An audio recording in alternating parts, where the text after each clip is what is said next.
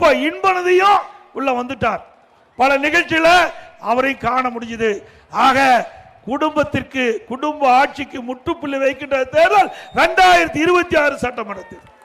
வாரிசு அரசியலுக்கு முற்றுப்புள்ளி வைக்கின்ற தேர்தல் 2026 சட்டமன்ற தேர்தல்.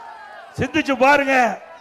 ஏன் திரு கருணாநிதி குடும்பம் மட்டும்தான் தமிழகத்தை ஆள வேணுமா?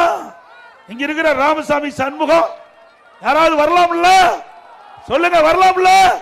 இந்த தகுதி உங்களுக்கு இருக்குதுல்ல? இது ஜனநாயக நாடு. இது ஜனநாயக நாடு. யார் வேணாலும் பதவிக்கு வர முடியும். அது அண்ணா திமுக இருந்தா தான்.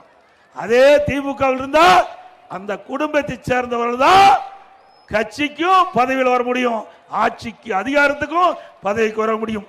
மத்தியில் வெற்றி பெற்று வந்தாலும் திமுக குடும்பத்தை சேர்ந்தவர்கள் தான் ஆட்சி அதிகாரத்தை மத்தியில் வர முடியும். மாநிலத்தில் வெற்றி பெற்று வந்தாலும்